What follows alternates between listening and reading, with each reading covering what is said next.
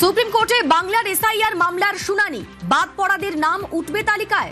তালিকায় নাম ওঠা নিয়ে ধোঁয়াশা বহাল। বাদ পড়াদের ভবিষ্যৎ নির্ধারণ 13 এপ্রিল।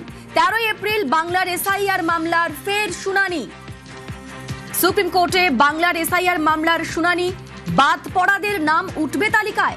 তালিকায় নাম ওঠা নিয়ে ধোঁয়াশা বহাল। বাদ পড়াদের ভবিষ্যৎ কি হবে? বাদ পড়াদের ভবিষ্যৎ নির্ধারণ 13 এপ্রিল।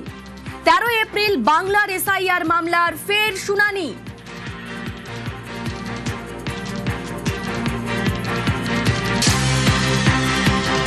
আজকের শুনানিতে ট্রাইব্যুনালের কাজে নতুন কমিটি, কিভাবে কাজ ঠিক করবে কমিটি, অবসরপ্রাপ্ত বিচারপতিদের নিয়ে কমিটি গঠন, কাজের পদ্ধতি ঠিক করবে নয়া কমিটি। কালকের মধ্যে কমিটি গঠনের অনুরোধ সুপ্রিম কোর্টের। হাইকোর্টের প্রধান বিচারপতিকে অনুরোধ আদালতের। 3 অবসরপ্রাপ্ত বিচারপতি ও বিচারকদের নিয়ে কমিটি।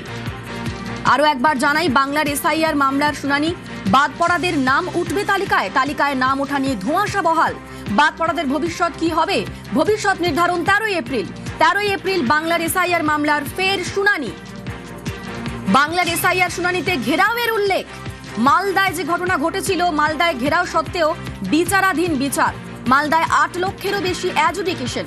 শুনানিতে মন্তব্য প্রধান বিচারপতি সূর্যকান্ত। এবং ট্রাইব্যুনালের কাজে নতুন কমিটি, কিভাবে কাজ করবে তা ঠিক করবে কমিটি। অবসরপ্রাপ্ত বিচারপতিদের নিয়ে কমিটি গঠন, কাজের পদ্ধতি ঠিক করবে নয়া কমিটি। কালকের মধ্যে কমিটি গঠনের অনুরোধ সুপ্রিম কোর্টের। হাইকোর্টের প্রধান বিচারপতিকে অনুরোধ আদালতের। 3 অবসরপ্রাপ্ত বিচারপতি ও বিচারকদের নিয়ে কমিটি।